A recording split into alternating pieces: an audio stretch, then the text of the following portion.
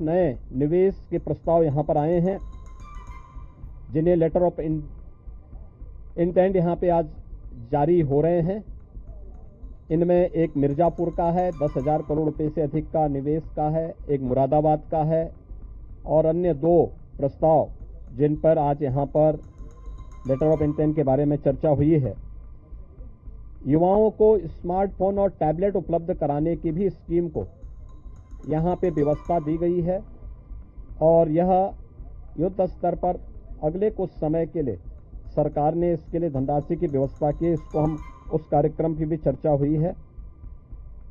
बलरामपुर में सरदार अटल बिहारी वाजपेयी जी की कर्मभूमि रही है।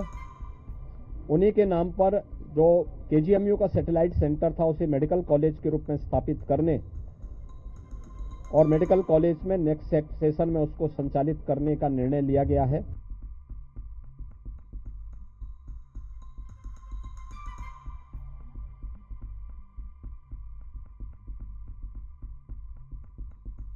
मंत्री परिषद ने यहां पर इस प्रस्ताव को भी दिया है।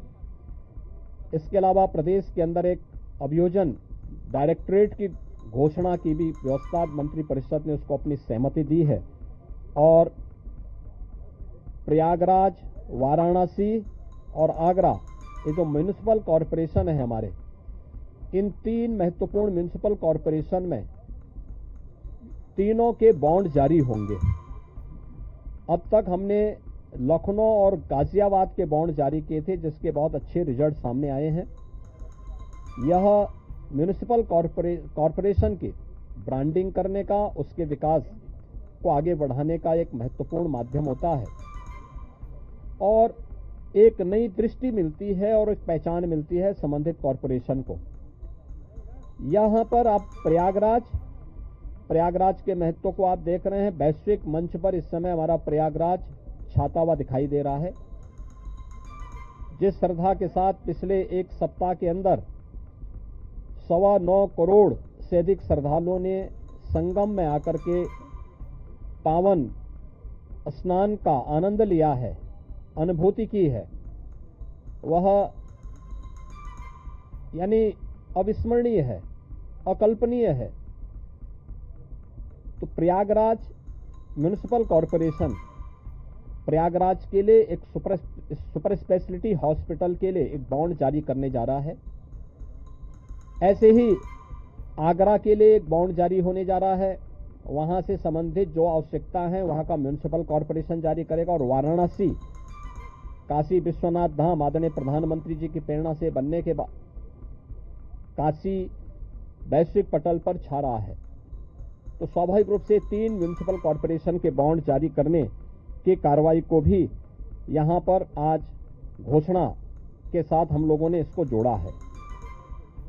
मित्रों, प्रयागराज के इस महाकुंभ को ध्यान में रख करके और प्रयागराज के साथ साथ इस पूरे क्षेत्र का एक सस्टेनेबल डेवलपमेंट के कार्यक्रम के साथ जोड़ने की कार्रवाई आदरणीय प्रधानमंत्री जी की प्रेरणा से इसको आगे बढ़ाने के लिए सरकार ने तय किया है कि इसको लेकर के हम लोग जो आदरणीय प्रधानमंत्री जी का विजन है, जैसे लखनऊ में हम लोगों ने स्टेट कैपिटल रीजन लखनऊ और उसके आसपास के जनपदों को मिलाकर के एक डेवलपमेंट का प्लान बनाया है, ऐसे ही प्रयागराज और चित्रकूट को मिलाकर के एक डेवलपमेंट रीजन यहां पे हम डेवलप करेंगे। इसके लिए इंफ्रास्ट्रक्चर के लिए जो महत्वपूर्ण होगा वह एक गंगा एक्सप्रेसवे का एक्सटेंशन हम लोग देंगे। गंगा एक्सप्रेसवे प्रयागराज से मिर्जापुर, मिर्जापुर से भदोई होते हुए संत रविदास नगर होते हुए यह काशी, चंदौली और गाजीपुर में पूर्वांचल एक्सप्रेसवे के साथ जुड़ेगा। इसके अलावा वाराणसी और चंदौली से यही एक्सप्रेसवे सोनभद्र को जोड़ते हुए नेशनल हाईवे के साथ जुड़ेगा। तो यह इंफ्रास्ट्रक्चर की दृष्टि से जैसे प्रयागराज में प्रयागराज चित्रकूट डेवलपमेंट रीजन यहां पे हम लोग तैयार करने जा रहे हैं, वैसे ही वाराणसी में भी वाराणसी बिंद एक डेवलपमेंट रीजन, वहां पे भी डेवलप करने की कार्रवाई पर नीति आयोग के साथ मिलकर के इस कार्यक्रम को तेजी के साथ आगे बढ़ाया जा रहा है। तो ये डेवलपमेंट के वे रीजन होंगे जो वास्तव में यहाँ की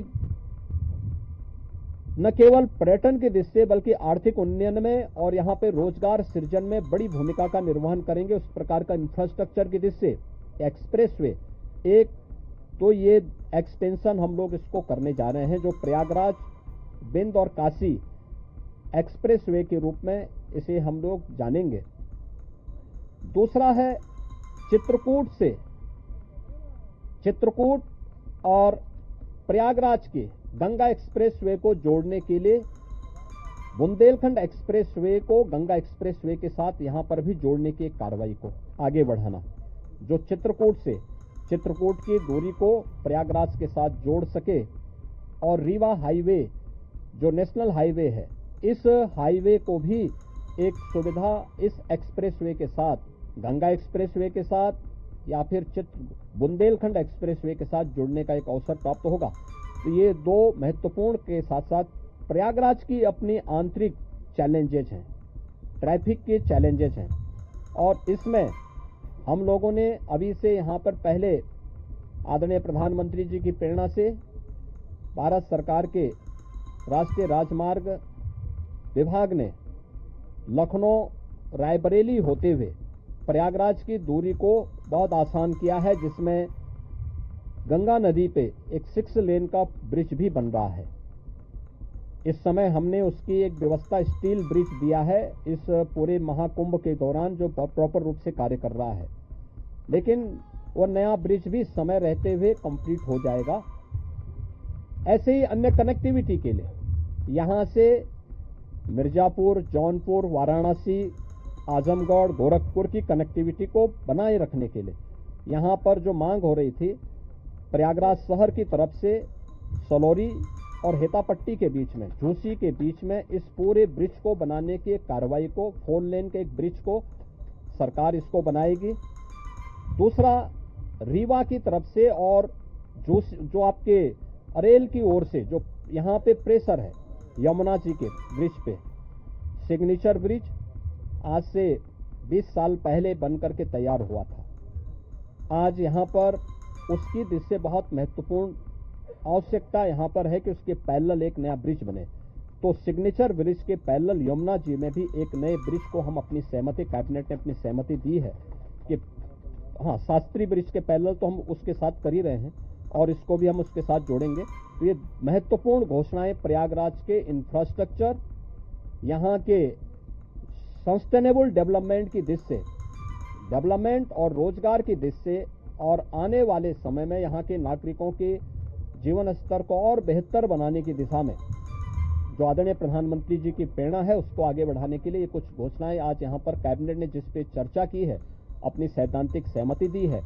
और मुझे पूरा विश्वास है कि अगली बार जब कुंभ के साथ उत्तर प्रदेश जुड़ेगा तो इन सब इंफ्रास्ट्रक्चर का लाभ आने वाले श्रद्धालुओं को प्राप्त होगा।